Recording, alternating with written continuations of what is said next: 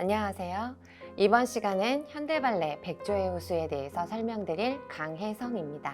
영화 빌리 엘리어트에서 마지막 장면인 어른이 된 빌리의 힘찬 도약 장면을 설명드린 바 있습니다. 실제 발레 공연인 백조의 호수의 남자 백조의 장면인데요.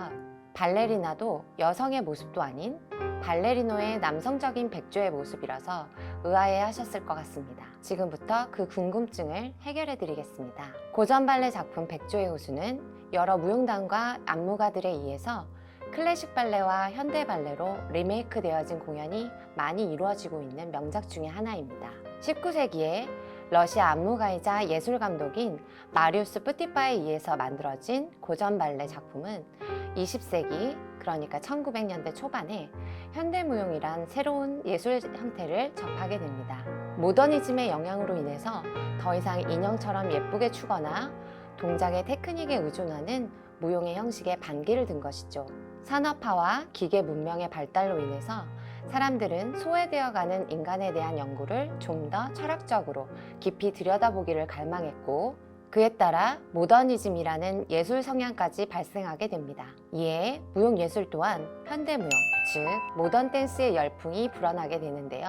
동화 같은 사랑이나 왕자와 공주의 이야기가 아닌 안무가 자신이 생각하는 철학적인 내용을 담긴 작품들을 선호하게 됩니다. 그렇다고 클래식 발레가 사라져버린 것은 아닌데요. 지금도 계속 관객의 사랑을 받으면서 공연되어지고 있는 것처럼, 다만 일부 예술가들에 의해서 토슈즈의 제약과 코르셋처럼 조이는 튜tu 이상을 벗어던지고 자유로운 춤을 추기를 원했습니다. 맨발로 춤을 추기도 하고 자유로운 의상을 선택하기도 했습니다. 우리가 알고 있는 현대무용가 이사도라 덩컨처럼 말이죠. 이후 20세기 중반 1950년대부터는 포스트 모더니즘의 바람이 열풍을 불러옵니다. 자유롭고 자신의 생각과 사상을 전달하려는 모더니즘의 움직임이 또 한 번의 탈바꿈으로 표현된 것이죠. 이것은 현대무용의 이해하기 어려움과 너무나도 고품격화된 공연예술로의 지루함을 탈피하기 위한 것이었습니다. 따라서 모던 댄스의 접두사 포스트, 즉 뭐뭐 이후라는 뜻을 붙여서 포스트 모던 댄스가 성행하게 됩니다. 이는 대중들에게 더 가까이 다가가기 위한 문화운동이었고, 관객과 함께 예술에 대한 시각을 일상적이고 재미있고 쉽게 다가가자는 취지였습니다. 이에 현대발레 장르에서는 패러디라는 예술 성향이 탄생되기도 하였는데요. 이때 많은 무용단과 안무가들의 취지는 고전 작품을 다시 한번 뒤집어 새롭게 현대적으로 재탄생시켜보자는 의미였습니다. 그래서 유명한 작품 백조의 호수, 지젤, 카르멘, 잠자는 숲속의 미녀, 신데렐라, 로미오와 줄리엣, 호두까기 인형 등 많은 패러디 안무가 성행하게 됩니다. 영화 빌리 엘리어트의 배경인 영국 로얄 발레단의 상황도 비슷하였는데요. 특히 영국의 유명한 안무가 매튜 본이 리메이크한 작품 백조의 호수가 가장 대표적입니다. 고전의 여자 백조들을 남자 백조들로 바꾸어 선입견적인 틀을 깨고 동화적인 아름다운 연인의 사랑 이야기가 아닌 현대적인 감각적 요소를 집어넣어 각색하였죠. 백조의 움직임에 있어서도 여성적인 우아함과 아름다움이 아닌 남성의 동물적인 감각의 표현을 구사했습니다. 여자 백조에서 남자 백조로 바뀐 것 자체가 센세이션이었죠. 또한 백조의 모습을 또는 조류의 모습을 오랜 시간 연구하면서 자세하고 사실적인 움직임으로 바꾸어 놓은 것 또한 대단한 변화와 혁신이었습니다. 음악은 그대로 차이코프스키의 음악을 차용한 것이지만 움직임 안무의 방법을 완전히 다르게 해석한 것이기에 무용예술은 물론 다른 타 예술계, 연극, 영화, 뮤지컬 등에서 이목을 끌기에 충분했습니다. 현대적 영국 왕실의 모습으로 시작하며 더 이상 동화 속에 공주와 왕자가 살 것 같은 궁정의 모습은 사라집니다. 자신의 삶을 마음대로 하지 못하는 심약한 왕자와 카리스마 넘치고 자유로움과 매력적인 백조의 이야기를 담고 있습니다. 영화 빌리 엘리어트의 마지막 장면에도 출연한 실존 인물인 로얄 발레단의 아담 쿠퍼를 캐스팅하여 안무를 기획하고 함께 작품을 만들어갔다고 합니다. 이렇듯 매튜 본은 안무를 짜기 전 백조의 다큐멘터리를 보고 백조들의 움직임을 연구하는 것으로부터 시작되었다고 합니다. 우아한 움직임만 하는 것이 아닌 동물의 본능적이고 독특한 움직임을 발레로 승화하는 작업이 가장 힘들었다고 말합니다.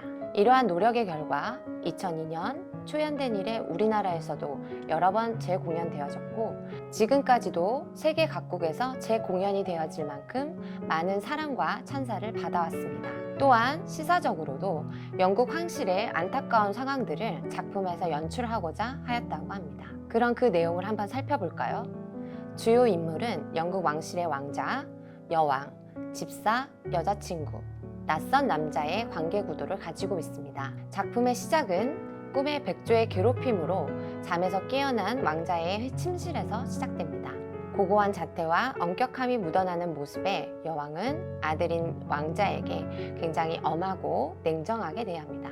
심약하고 내성적인 왕자는 이런 어머니의 정과 사랑을 더욱 갈망하고 그리워하죠.